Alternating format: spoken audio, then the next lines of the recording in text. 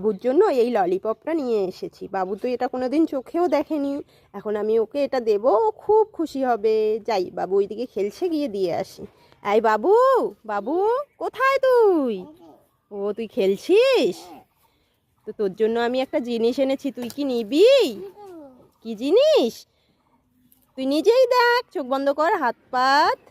এই নে, দেখ এটা কি। খুলে দেখো এটা কি। কি বলো তো? কি চকলেট বলো? হ্যাঁ, এটা নতুন একটা চকলেট। তোমার পছন্দ হয়েছে?